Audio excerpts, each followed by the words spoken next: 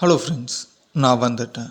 Actually urban legend ஸ்டோரினாலே நம்ம Japan, China, America, Mexico அப்படின்ற ஒரு விஷயங்களை தான் நம்ம பார்த்துருக்கோம்.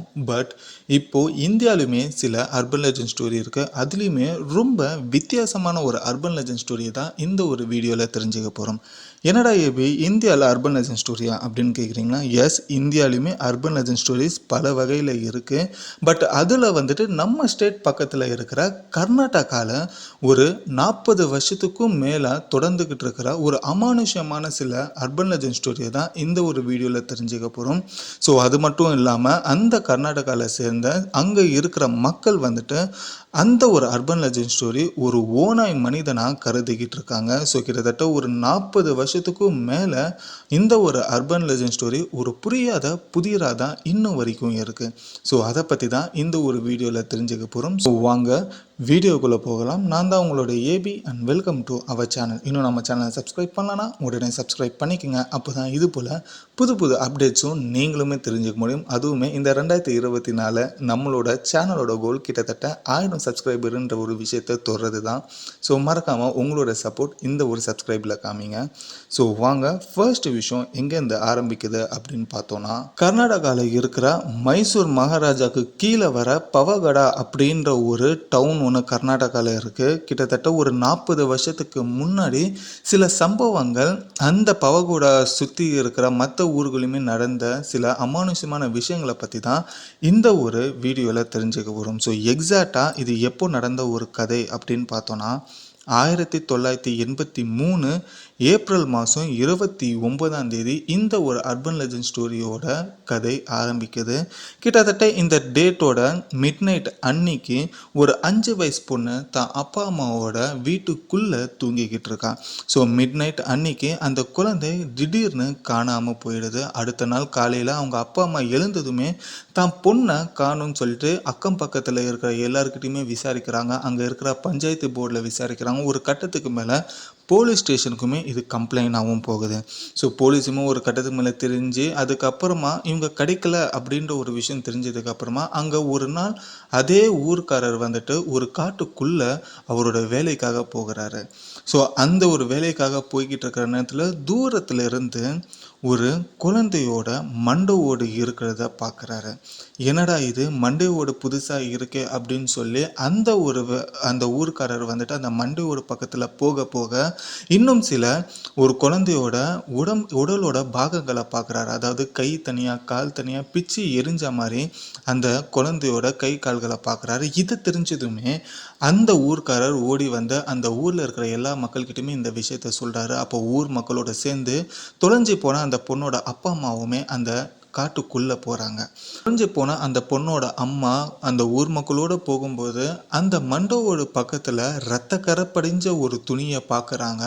அப்போதான் அந்த அம்மாவுக்கு தெரிஞ்சது, நம்ம பொண்ணு தொலைஞ்சி போன அந்த நேரத்தில் இந்த ஒரு துணியை தான் அணிஞ்சிருந்தா, அந்த துணியோட ஒரு பாகம் வந்துட்டு தான் அந்த ஒரு மண்டோவோட பக்கத்தில் இருந்ததை பார்த்து தான் பொண்ணு தான் இந்த மாதிரி மண்டோவோட தனியாகவும் கை கால் பிஞ்சு தனியாகவுமே இருந்திருக்கா அப்படின்ற ஒரு விஷயம் தெரிய வருது. அப்போ இந்த ஒரு விஷயத்த அந்த ஊர் மக்கள் எல்லாருமே பயப்பட ஆரம்பித்தாங்க. சில பேர் இந்த விஷயம் இவ்வளோ பெரிய ஒரு கொடூரத்தை செஞ்சது யார் அப்படின்ற ஒரு விஷயத்த சீரியஸாக பார்க்க ஆரம்பித்தாங்க. ஸோ இந்த ஒரு விஷயம் முடிகிறதுக்குள்ளேயே அடுத்த ஒரு சம்பவம் அடுத்த ஒரு 10 நாளில் நடக்குது. அந்த பவகோடா அப்படின்ற ஒரு கிராமத்துக்கு ஒரு 1 கிலோமீட்டர் தள்ளி வேறு ஒரு சின்ன கிராமத்தில் நடக்குது. அப்போது ஒரு 3 வயசு பெண் குழந்தை வந்து இதே போல் நடுராத்திரியில் காணாமல் போயிருக்கு. ஸோ அதே போல் சில நாட்கள் கழித்து அந்த குழந்தையோட சடலமும் மற்ற இடத்துல கிடைக்க ஆரம்பிக்குது. ஸோ அந்த சடலத்தை பார்த்ததும் இதே போல் வந்துட்டு பவகோடாலையுமே நடந்த ஒரு சம்பவம் வந்துட்டு ஒன்றுக்கு ஒன்று ஒத்து போகுது அப்படின்ற ஒரு விஷயம் அங்கே இருக்கிற ஊர் மக்களுக்குமே போலீஸுக்குமே தெரிய வருது. ஸோ இதே போல் அடுத்து அந்த பவகோடாவோட டவுனை சுற்றி இருக்கிற மற்ற ஊர்களில் இருக்கிற இந்த ராய்ச்சூர், விஜயபுரா, யாடிகோர் அப்படின்ற மாதிரி சின்ன சின்ன கிராமங்கள் எல்லாமே சேம் இதே மாதிரி மாதிரி சில விஷயங்கள் நடக்க ஆரம்பிக்குது. அங்கேயுமே இந்த கிராமத்தில் இருக்கிற பெண் குழந்தைகள் பர்டிகுலராக காணாமல் போயிருந்தாங்க. ஸோ இதே மாதிரி ஒரு இன்சிடென்ட் பவகோடாவில் ஆரம்பித்து சுற்றி இருக்கிற எல்லா கிராமங்களுமே இதே ஒரு பிரச்சனை நடந்துக்கிட்டு இருந்தது. இந்த ஒரு விஷயத்த போலீஸ் ரொம்ப சீரியஸாக எடுத்துகிட்டு போய் ஒரு கட்டத்துக்கு மேலே இது அந்த மைசூர் கிங்டமுக்கே வந்துட்டு இந்த ஒரு விஷயம் தெரிய வருது. ஸோ இந்த விஷயம் தெரிஞ்சதுக்கு அப்புறமா இதுக்கு ஏதாச்சும் ஒரு முற்றுப்புள்ளி வைக்கணுன்றதுக்காக போலீஸ் ரொம்ப வேகமாக இன்வெஸ்டிகேஷன் பண்ண ஆரம்பிக்கிறாங்க. அப்படி இன்வெஸ்டிகேஷன் பண்ண ஆரம்பித்ததுமே போலீஸோட இன்வெஸ்டிகேஷனை தாண்டி இன்னும் மிக பெருசாக பல குழந்தைகள் காணாமல் போகிற சில கேசஸுமே அந்த போலீஸ்க்கு வர இருந்துச்சு. அதுக்கப்புறமா ஒரு கட்டத்துக்கு மேலே அந்த பெண் குழந்தைகள் இறந்த சடலத்துக்கு பக்கத்தில் ஏதாச்சும் ஒரு தடயம் கிடைக்குதா அப்படின்ற சில விஷயங்களை தேடும்போது அதில் ஜென்ரலாக பல குழந்தைகளுக்கு பக்கத்தில் வந்துட்டு ஒரு மிகப்பெரிய கால் தடம் ஒன்று கிடச்சிது. அந்த கால் தடம் எப்படி இருந்ததுன்னா ஒரு மிகப்பெரிய ஒரு ஓநாயோட கால் தடமாவோ இல்லை சிங்கத்தோட கால் தடமாவோ ஒரு பாவ் ஃபீட்டோட தடயம் கிடைக்க ஆரம்பிச்சது. அப்போது இந்த போலீஸ் வந்துட்டு எக்ஸாக்டாக அந்த ஊரில் இருக்கிற மக்கள் வந்துட்டு ரொம்பவே ப்ரெஷர் பண்ணதுனால இவங்களுக்கு ஏதாச்சும் பதில் சொல்லணும்னு சொல்லிட்டு அந்த போலீஸில் இருக்கிறவங்க எல்லாருமே ஊர் மக்கள் கிட்ட ஒரே ஒரு விஷயத்த சொன்னாங்க. இந்த மாதிரி காட்டுக்குள்ளே இந்த சடலங்கள் கிடைக்கிற பக்கத்தில் ஒரு மிகப்பெரிய ஒரு கால் தடம் வந்துட்டு ஒரு ஓநாயோடதோ இல்லை சிங்கத்தோடதோ இருக்குது. அது அந்த கால் தடம் மிக பெருசாகவுமே இருக்குது அப்படின்ற ஒரு விஷயத்த சொன்னாங்க. அப்போது அந்த ஊர் மக்களில் எல்லாருமே எடுத்த ஒரு முடிவு என்னன்னா, காட்டுக்குள்ளே ஏதோ ஒரு மிகப்பெரிய ஒரு மிருகம் இருக்குது, அந்த ஒரு மிருகத்தை நம்ம கொன்னுட்டோம்னா நம்ம பசங்களை காப்பாற்றிடலாம் அப்படின்னு நினச்ச அந்த ஊர் மக்கள் என்ன பண்ணுறாங்கன்னா ஊரில் இருக்கிற எல்லா ஆண்களுமே வந்துட்டு அந்த காட்டுக்குள்ளே போய் தேட ஆரம்பிக்கிறாங்க. ஏதாச்சும் ஓனாயோ ஏதாச்சும் கரடி எது இருந்தாலுமே வந்துட்டு அதை கொன்னுடலாம், அதுக்கப்புறமா நம்ம குழந்தைகள் ரொம்ப சேஃப்டியாக இருக்கும்னு நினச்சி இருக்கிற எல்லா ஆண்களுமே வந்துட்டு அந்த காட்டுக்குள்ளே போக ஆரம்பிக்கிறாங்க. அதுக்கப்புறமா வேட்டையாடி கிட்டத்தட்ட 20க்கும் மேலான ஓநாய்களை வெட்டி வீழ்த்துறாங்க. ஸோ ஓநாய்கள் எல்லாமே பொதுமக்கள் கொன்று குவிச்சதுக்கு அப்புறமா போலீஸுமே இதை பெருசாக கண்டுக்கல. ஏன்னா குழந்தைகள் உயிர்களை விடவே ஓநாய்களோட உயிர்கள் பெருசு இல்லைன்னு அப்படின்னு நினச்சிட்டு இதை மிக பெருசாக அந்த டைமில் எடுத்துக்கல. ஒரு வழியாக இந்த குழந்தைகள் தொலைகிற இந்த கேஸ் வந்துட்டு ஒரு முடிவுக்கு வந்துச்சு அப்படின்னு சொல்லி போலீஸுமே அங்கே இருக்கிற ஊர் மக்களுமே நினச்சிட்டு இருந்தாங்க. அதுக்கப்புறமா இன்னும் அடுத்த ஒரு 2 மாதத்துக்கு அப்புறமா இதே ஒரு சம்பவம் அங்கே நடக்குது. திரும்பியும் போலீஸுக்குமே அங்கே இருக்கிற ஊர் மக்களுக்குமே ஒன்றுமே புரியல, இது செய்கிறது யார் அப்படின்றதுமே தெரியலை. ஸோ இதை தொடர்ந்து வந்துட்டு 2 மாதத்துக்கு அப்புறமா திரும்பியும் 6 வயசான ஒரு பெண் குழந்தை வந்துட்டு காணாமல் போகிறாங்க மிட் நைட்டில். அதுக்கப்புறமா இந்த ஒரு கேஸை எப்படியாவது கண்டுபிடிக்கணும்னு சொல்லிட்டு போலீஸுமே மோப்ப நாயை வச்சு அந்த ஒரு விஷயத்தை கண்டுபிடிக்க ஆரம்பிக்கிறாங்க. அந்த மோப்ப நாயுமே ஒரு காட்டுக்குள்ளே போயிட்டு சடனாக அங்கே நின்று அந்த காட்டை சுற்றி கொலைக்க ஆரம்பிக்குது. இந்த கொலைக்க ஆரம்பித்ததுக்கு அப்புறமா திரும்பியுமே அந்த மோப்ப நாய்களை விட்டு அந்த காட்டுக்குள்ளே எங்கேன்னு தேடும்போது ஒரு குகைக்குள்ளே வந்துட்டு அந்த நாய் போய் குறைக்க ஆரம்பிக்குது. அந்த குறைச்சதுக்கப்புறமா அந்த குகையில் இருக்கிற சில விஷயங்கள் பார்க்கும்போது அங்கே சில மெழுகுவத்திகள் இருந்தது, அதே போல் வந்துட்டு தீப்பெட்டிகள் இருந்தது, அதே போல் ஒரு சுண்ணாம்புகள்லாம் இருந்தது.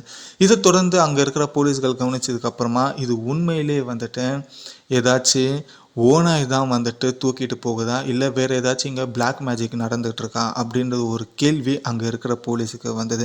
ஏன்னா பிளாக் மேஜிக் அப்படின்ற ஒரு விஷயம் 1900களில் வந்துட்டு ரொம்பவே ரெகுலராக எல்லா இடத்துலையுமே நடக்கிற ஒரு விஷயமாக தான் இருந்தது.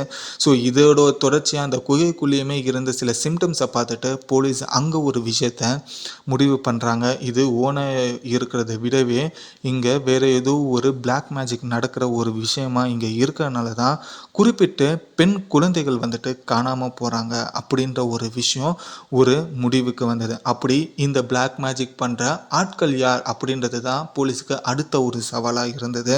இந்த ஒரு விஷயத்த அந்த இருக்கிற ஊர் மக்கள் கிட்ட சொல்லும்போது அங்கே இருக்கிற ஊர் மக்கள் சில பேர் வந்துட்டு ஒருத்தரை கை காமிக்கிறாங்க. அந்த ஒருத்தர் காட்டுக்குள்ளே போய் பல வருஷங்கள் ஆயிடுச்சு, அதுக்கப்புறமா அவர் என்ன ஆனார் அப்படின்ற ஒரு விஷயமே தெரியல அப்படின்ற ஒரு ஊர் மக்கள் சொன்னதுக்கப்புறமா அந்த ஒரு காட்டு முழுக்க போலீஸ்காரங்க எல்லாமே தேடுறாங்க. பட் கடைசி வரைக்கும் அந்த ஆளை பிடிக்கவே முடியலை. ஸோ இதுக்கப்புறமா அங்கே இருக்கிற மக்கள் இந்த விஷயத்த 2 டைப்பாக வந்துட்டு பார்க்க ஆரம்பித்தாங்க. அங்கே இந்த பிளாக் மேஜிக்ன்ற ஒரு விஷயம் நம்பாத ஒரு கூட்டம் என்னவா நினச்சாங்கன்னா கண்டிப்பாக காட்டுக்குள்ளே ஒரு மிகப்பெரிய ஒரு மிருகம் இருந்துகிட்ருக்கு, அது மட்டும்தான் இங்கே இருக்கிற குழந்தைகளை வந்துட்டு எடுத்துகிட்டு போய் அங்கே சாப்பிட்டு மீதி இருக்கிற உடம்புகளை சிதறி விட்டுட்டு போகுது காட்டுக்குள்ளே அப்படின்றத நினச்சாங்க.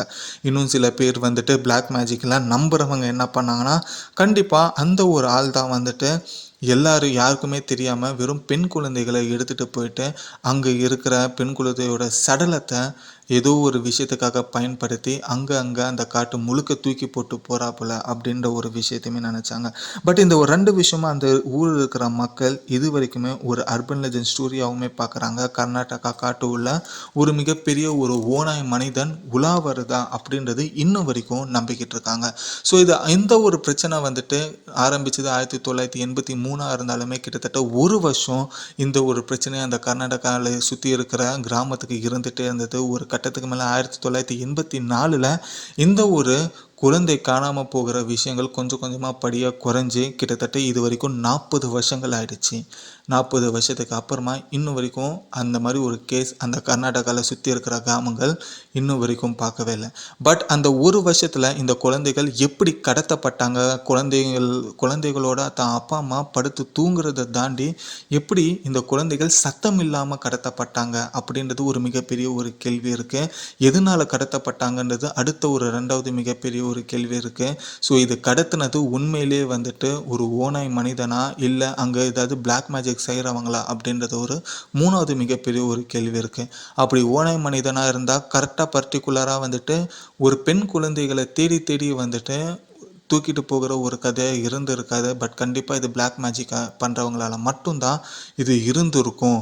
ஸோ அந்த பிளாக் மேஜிக் பண்ணுறவங்க யாருன்றது தான் இன்னும் வரைக்கும் ஒரு புரியாத ஒரு புதிராகவுமே இருக்குது. ஸோ 40 வருஷமான இந்த ஒரு அன்சால்வ் மிஸ்ட்ரி இன்னும் வரைக்கும் அந்த கர்நாடகாவில் ஒரு மிஸ்ட்ரியாக தான் இருக்குது. ஸோ நீங்கள் என்ன நினைக்கிறீங்க இந்த ஒரு விஷயத்துன்றது கமெண்ட்டில் சொல்லுங்கள். நம்ம ஸ்டேட்டு பக்கத்தில் நடந்த கர்நாடகாவில் இப்படியும் ஒரு அர்பன் லெஜண்ட் ஸ்டோரி இருக்குன்றது தெரிஞ்சுக்கோங்க.